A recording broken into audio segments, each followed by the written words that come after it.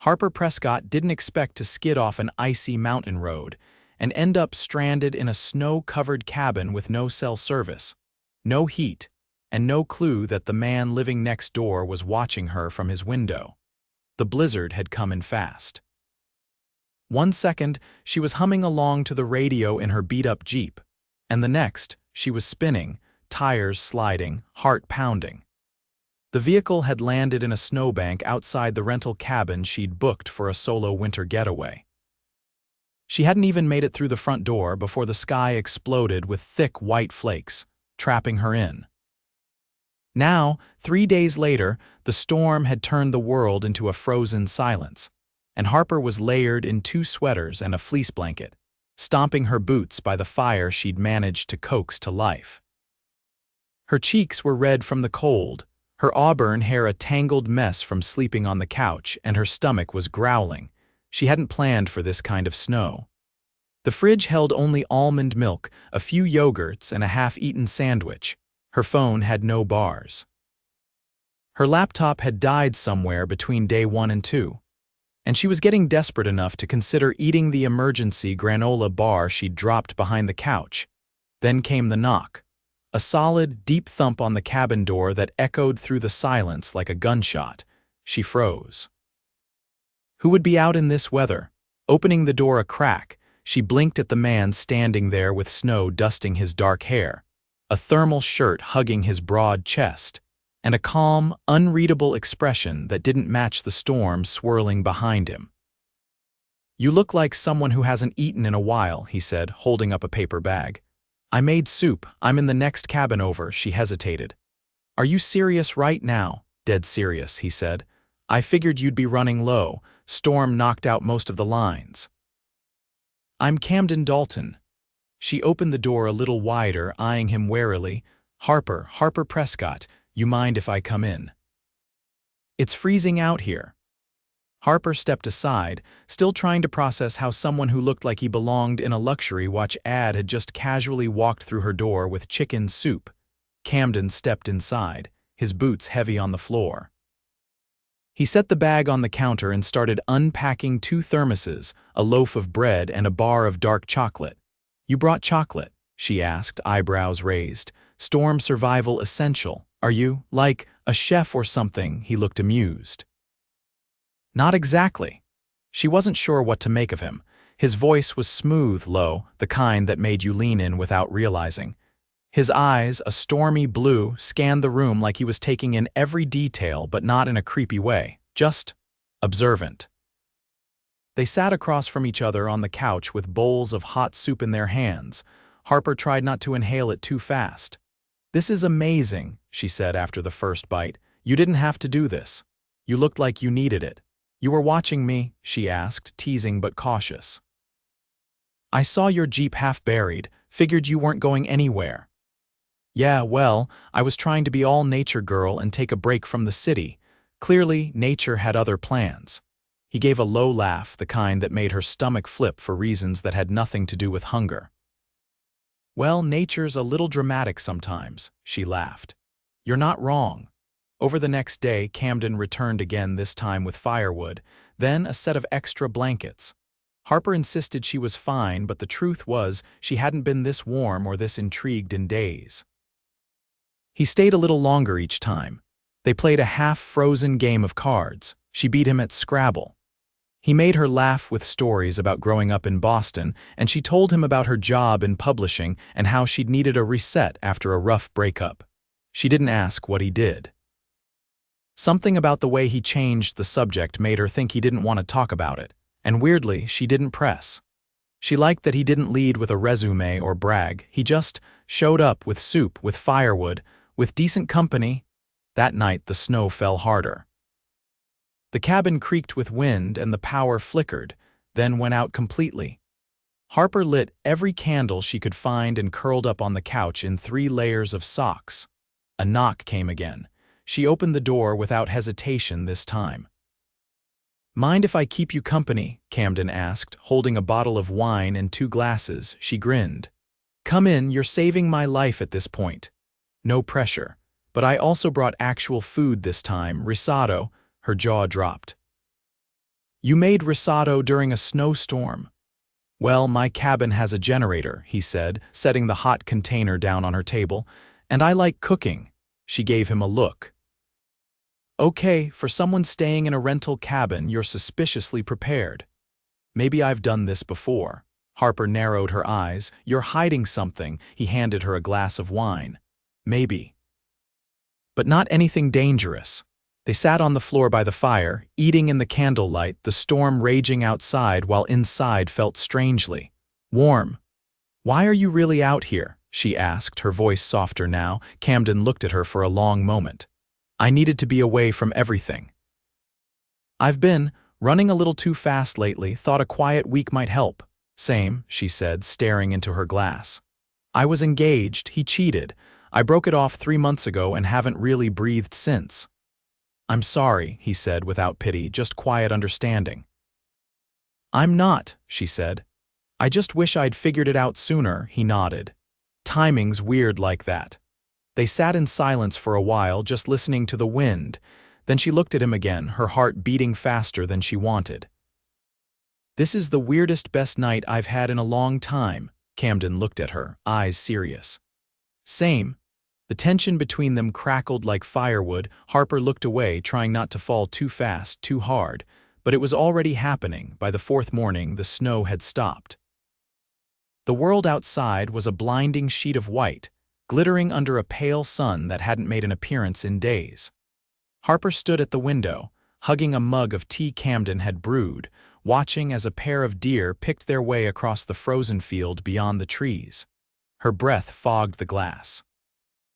She leaned her forehead against it, the chill grounding her. Behind her, Camden was stacking the last of the firewood beside the hearth, sleeves pushed up, exposing strong forearms dusted with ash. He moved with the kind of quiet precision that came from knowing exactly what he was doing, not just with firewood, but with everything. He was the kind of man who made stillness feel deliberate, not awkward. You always this good at surviving snowstorms? Harper asked without turning. I've had practice, he said. Spent a few winters in Vermont. Doing what? There was a pause. Then, trying to disappear for a while, Harper turned. You say things like that and expect me not to be curious. He gave a half shrug. Let's just say I needed time away from my life. You make it sound like you're in witness protection.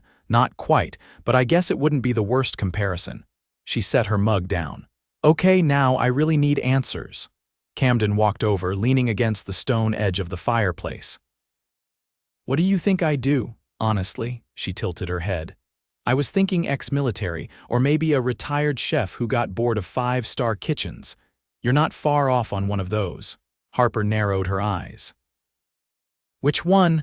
I'll tell you if you promise not to Google me when the Wi-Fi comes back.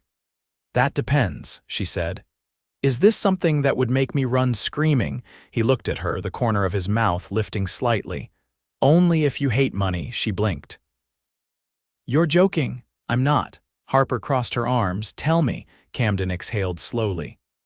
I started a software company when I was 22, sold it before I turned 30. Moved on to real estate investments, tech consulting, some private capital projects. I've got more companies than I can keep track of at this point. She stared at him. You're rich. I'm comfortable. No, you're the kind of rich that doesn't wear logos because you don't need to prove anything. I didn't want to lead with that, he said. I've made that mistake before. Money changes the way people look at you. Harper was still processing. So what? You're out here playing mountain man while the rest of the world thinks you're in Monaco. I needed quiet, he said, voice low. And I didn't want to be around people who only saw the bank account. So you saw me freezing in a cabin and decided what? I looked poor enough to trust. That's not what I meant. She let out a breath. I'm kidding, but wow. You really buried the lead. I didn't want it to be a factor. It wasn't, she admitted, until now. Now I'm wondering if that risotto was made with truffle oil, he laughed quietly. It wasn't. They lapsed into silence, the kind that wasn't uncomfortable but full of unsaid things. Harper turned back toward the window. The plows hadn't come through yet. The road was still a mess of packed snow and fallen branches. They weren't going anywhere today. Camden walked to the counter and opened a sleek black case she hadn't noticed before. Inside was a chest set polished wood, weighted pieces, the kind that looked handmade. "Play?" he asked. She raised an eyebrow. "You're going to try and distract me with board games after telling me you're basically a tech mogul. It's either that or I show you my crypto portfolio, and trust me, chess is less painful," she groaned. "Fine. But I'm terrible at this. Even better." They sat on opposite sides of the low coffee table. He moved his pieces deliberately while she tried to remember what a rook could do. "You really don't talk like someone who's got private jets," she said as she moved a pawn and immediately regretted it. "Because I hate talking about private jets, and I don't like flying. You own one, don't you?" "I use it when I have to, but it's not who I am."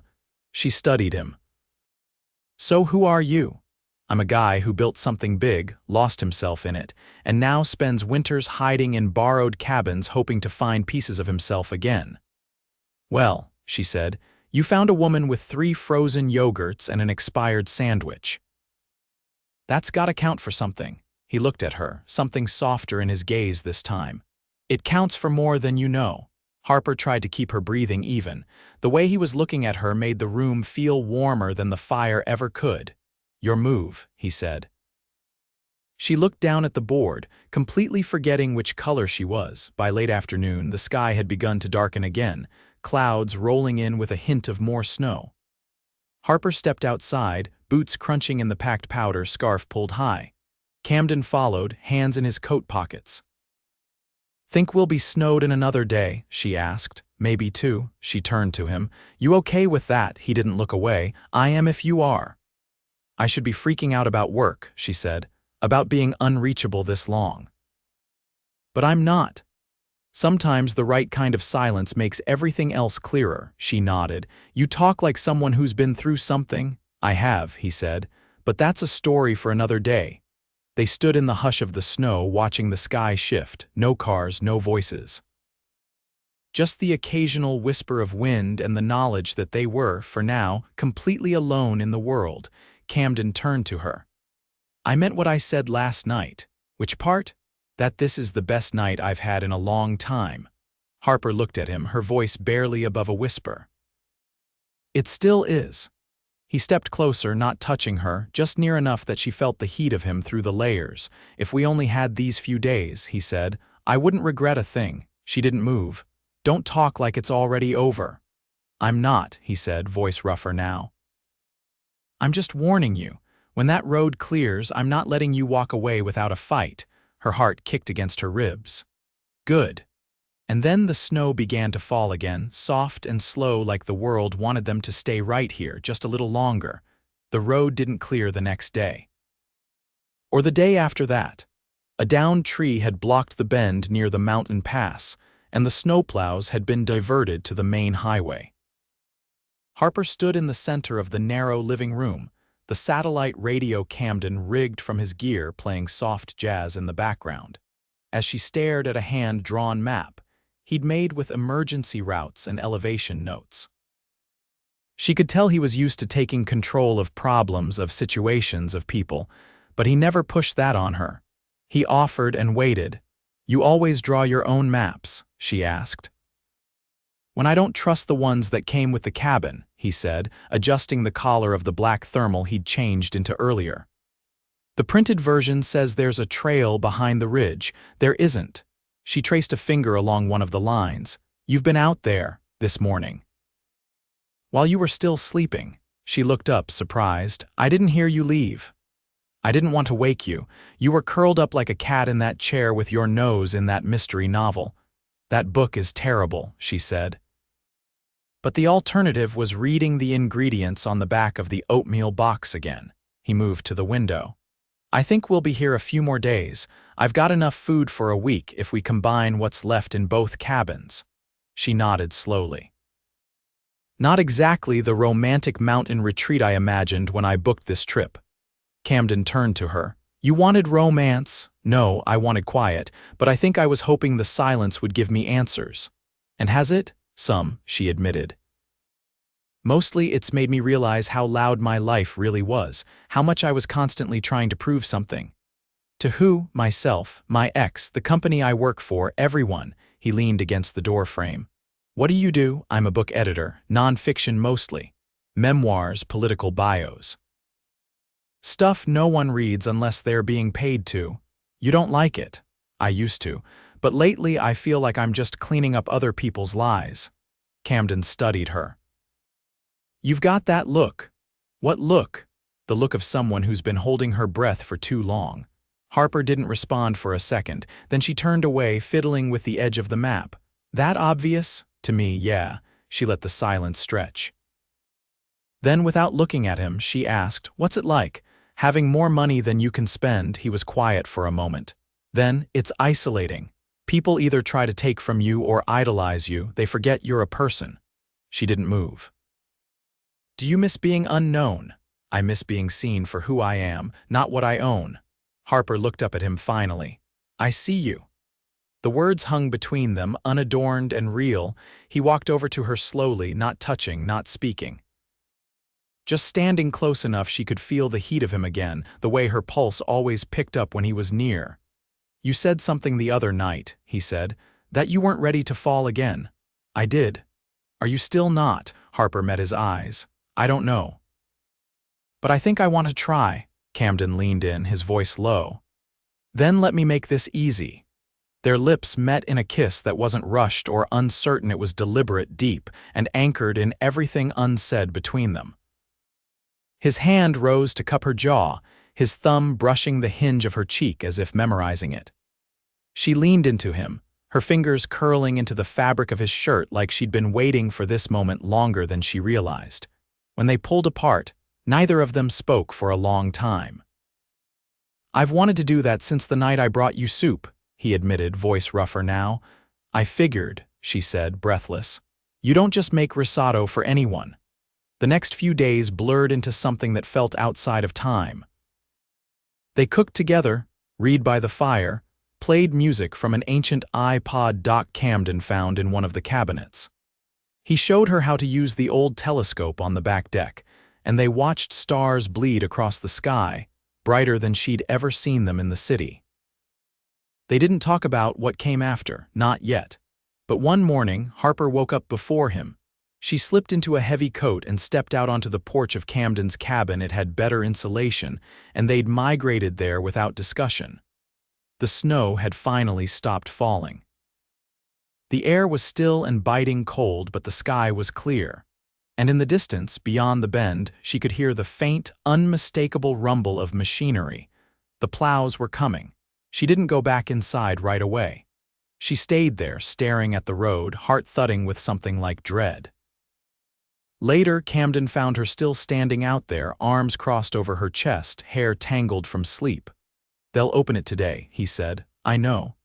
He didn't say anything for a while. Then, you don't have to go back right away. I do, she said. I have to face what's waiting. He nodded. I get it. Harper turned to him, her voice quiet, but I don't want this to end. It doesn't have to. You live in New York, he shook his head. I have a place there, but that's not home. Where is? Wherever I don't feel like I'm being chased by my own success. She didn't smile. That's not an address. No, he said, but maybe we could find one together. She studied him. You're serious. I wouldn't have kissed you if I wasn't. The rumble grew louder. A flash of orange appeared beyond the trees. They'll be here within the hour, she said. Then we've got time for breakfast. He turned and walked inside. She followed, her chest tight with something she hadn't let herself feel in months. Hope. By the time the plow cleared the last curve of the road, Harper had already packed, not everything, just enough for the trip back to the city. A duffel with her laptop, the half-finished mystery novel, and the sweater Camden had let her borrow the night the power went out. She folded it carefully, unsure whether to keep it or return it, eventually deciding to tuck it inside without a word. Camden didn't ask when she planned to leave. He didn't make promises. He just watched her from across the kitchen as she zipped the bag and set it by the door. You're different now, he said, his voice low. She looked up. How? You're not running anymore. I'm still going. But not because you're scared. Harper didn't argue. She knew he was right. Outside, the snowbanks had been pushed to the edges of the road, leaving a narrow path for her Jeep. The windshield was clear, the tires dug out, and the tank full. Camden had taken care of it before she even woke up. She'd found the keys on the counter, next to a note with directions back to the highway and a thermos of coffee. "You planned this," she said, holding up the map he'd annotated with yellow highlighter. "I knew you'd go," he said. "I just didn't want you getting lost on the way." She leaned back against the doorframe. "You don't think I'm coming back?" "I think if you do," he said, eyes locked on hers, "it should be because you want to, not because I asked." Harper stepped forward, arms crossed. "What if I want to and you don't ask?" Camden didn't move. "Then I'm a fool." He crossed the floor, slow but certain, until he stopped just in front of her. His hands didn't touch her, but they hovered near her hips like he was waiting for permission. "I don't want to lose this," he said. "But I need you to know this place. This week it's not the whole story. I'm not always the guy who makes risotto and starts fires and draws maps. Sometimes I disappear into work. Sometimes I forget how to talk about anything other than numbers and deadlines." Harper didn't flinch. "I don't need perfect. You deserve more than someone who disappears." "Then don't disappear." His hand came up slowly, brushing a strand of hair behind her ear. "I've never met anyone who made silence feel like a gift. You've never met someone who grew up in a house where silence was the only way to survive." Camden's expression shifted, like something inside him cracked open. "That's why you don't flinch when people leave." "I stopped expecting them to stay." He stepped closer. "I want to stay," her breath caught. "I want to believe you. I'll prove it." Harper hesitated for a long moment. "Then let me go." Camden's jaw tightened. "What? If you really mean it, let me leave. Let me go back to my life and see if the world still feels the way it used to. If it doesn't, I'll come back. And if it does, it won't," he said, voice firm. She nodded once. "Then you have nothing to worry about." He didn't kiss her. He didn't pull her back. He walked her to the door and opened it. "I'll be here," he said, "whether it's a week or a year." She didn't cry. She didn't make a speech. She gave him one last look, climbed into the Jeep, and drove away. The road wound through snow-laced trees, the sky a strip of icy blue above. The farther she got from the cabin, the heavier her chest became. Her phone buzzed to life when she hit the first cell tower, a flood of missed calls and emails lighting up the screen. She didn't check them. She kept driving, thinking of the way he'd said her name the night they watched stars through the telescope. Like it was something fragile and rare. 3 days passed. Harper returned to the office, back to the stacked manuscripts and lukewarm coffee and gray cubicle walls. Her coworkers greeted her with polite curiosity, but no one noticed the difference in her. She edited 2 chapters of a memoir she couldn't remember reading. She met a friend for dinner and barely touched her food. Nothing fit the way it used to. On the 4th morning, she opened her inbox and stared at the blinking cursor for 10 full minutes before closing the laptop and reaching for her phone. She didn't call. She booked a train ticket. It was late afternoon when she stepped off the platform in Albany, a duffel over her shoulder and her heart somewhere in her throat. Snow clung to the edges of the sidewalks, but the sun had broken through the clouds, casting golden light across the station lot. She didn't call ahead. She didn't text. She rented a car, followed the directions from memory, and made the drive up the mountain with the heater blasting and her fingers gripping the wheel. The cabin came into view just as the sky turned violet with dusk, and there he was. Standing on the porch, leaning against the railing like he'd been waiting all day. No coat, just a navy sweater and jeans, arms folded, expression unreadable. She parked, got out, and walked toward him without speaking. He didn't move. Then slowly, warily, "You came back." "I needed to know if it was real," she said. "If the quiet still felt like peace, if you still felt like home." His voice was rough. And she climbed the steps and stopped in front of him. "You do." Camden reached for her, pulling her into his arms with a force that made it impossible to breathe. His mouth found hers familiar now, but no less electric, and when they broke apart, she saw it in his eyes, relief. "Hope. Love. I bought the cabin," he said, voice thick, her brows lifted. What? I didn't want it to belong to anyone else. I didn't want this place to be just a memory. She laughed through the tears starting to form. You bought the whole thing and the land around it. She stared at him. That's a hell of a grand gesture.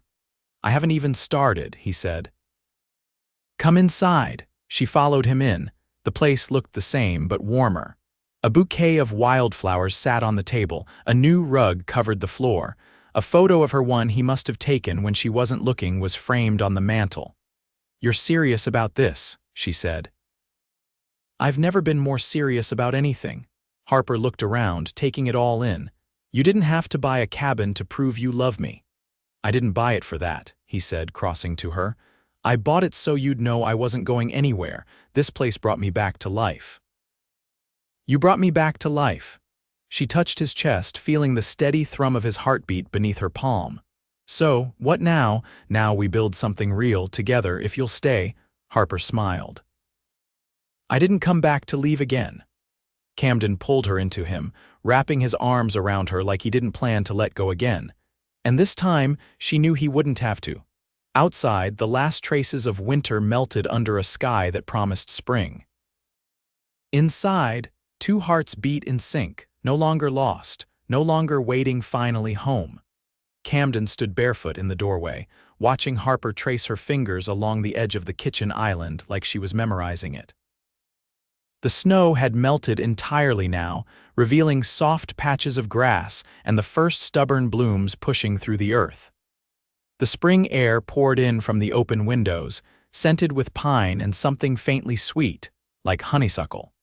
The silence between them wasn't tentative anymore, it was full. Harper set her bag down on the bench beneath the coat hooks. I thought about calling you 100 times. I know, Camden said. I waited for one of them to come through. She turned to face him. Why didn't you reach out? Because I meant what I said. I didn't want you to come back for me. I wanted you to come back for yourself. Harper closed the distance between them, her eyes impossibly clear. It wasn't just for me, it was for us. He touched her cheek, brushing a streak of wind-blown hair aside. Then let's not waste any more time. That afternoon, they drove into town together this time. Camden stopped by a local carpenter's shop to approve a custom shelving unit he'd commissioned for the cabin's study. When the owner mentioned it would be ready within the week, Camden glanced at Harper, who only smiled and slipped her hand into his. Later, they sat beneath the canopy of the old maple tree behind the cabin. Harper had spread out a faded quilt she'd found in the hall closet. A bottle of wine, a wedge of cheese, and a bowl of blackberries sat between them. The sun filtered through the leaves, dappling her skin in golden light. I submitted my resignation 2 days ago, Harper said, pulling her knees up. Camden's brow rose. You're leaving the publishing house. I need something that feels like it's mine again. I've spent too long shaping other people's voices. I want to help stories that matter get told. He nodded slowly. What does that look like for you? I was thinking of starting a boutique press. Small, independent, focused on memoirs from people who wouldn't normally get the spotlight. Nurses, teachers, war veterans, single moms. Tell me what you need, she blinked. You're offering to fund it. I'm offering to be your first investor, silent unless you want me otherwise. I believe in what you're doing, and I believe in you. Harper studied him for a long moment. I never thought I'd accept something like that. You're not accepting charity, you're accepting belief. She leaned in, brushing her lips against his. Then yes. They spent the next few weeks building a rhythm. In the mornings, Camden made coffee while Harper jotted notes for her publishing proposal. He set up a home office in the sunroom, complete with wide windows and shelves to house the manuscripts she planned to acquire. Neighbors stopped by occasionally, a retired couple who brought fresh eggs, a high school teacher who offered to connect her with local writers. One evening, Harper returned from town carrying a small, battered box. She placed it on the table between them during dinner and opened it slowly. Inside sat a stack of her old journals from college. I found them in storage, she said. I used to write constantly, then life got louder and I forgot how. Camden picked one up, running a thumb along the spine.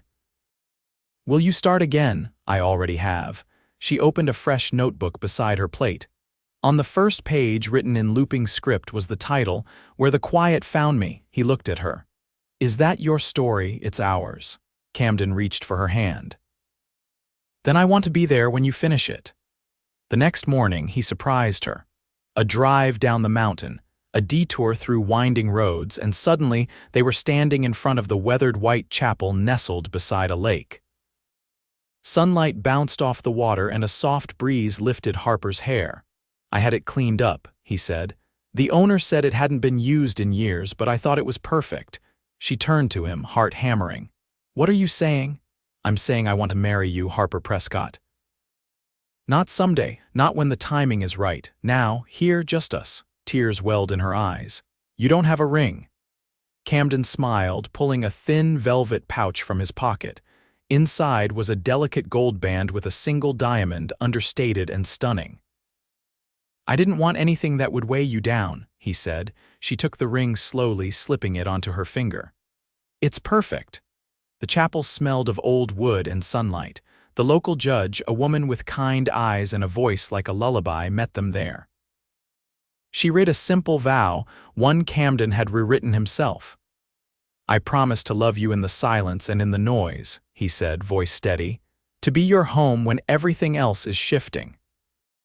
To never ask you to change, only to grow with me. And I promise, Harper said, her voice breaking beautifully, to never run from what scares me, especially when it's this real. I promise to make space for you and for me, always. They kissed in the doorway of the chapel as the sun dipped low, casting the lake in hues of copper and rose. Later that night, back at the cabin, a fire crackled in the hearth. Harper curled beside Camden on the couch, her head on his chest, fingers laced with his. They spoke of nothing and everything, the names they might give future children, the books she wanted to publish first, the places they'd travel when summer came. Outside, the wind shifted gently through the trees, a song only the mountain knew. Inside, they stayed wrapped in each other, the quiet no longer something to escape from, but the life they'd chosen. Months passed. Harper's Press launched quietly but powerfully. The first release, a memoir by a former foster youth-turned-teacher, garnered national attention. Her inbox overflowed with submissions. Interviews followed, then panels, but she always returned home to the cabin, to him. Camden stepped further back from his companies, handing over control to trusted partners. He built a greenhouse on the property, started growing herbs and tomatoes, and hosted dinners under fairy lights strung through the trees. Their life wasn't flashy. There were no galas or red carpets. But there were mornings tangled in blankets, long walks through fields of wildflowers, and laughter so frequent it became part of the walls. One evening, as they stood watching fireflies blink over the lake, Harper turned to him. I was wrong when I said the silence gave me answers, she whispered. He looked down. Yeah, it gave me you. Camden kissed her like they had all the time in the world, and they did.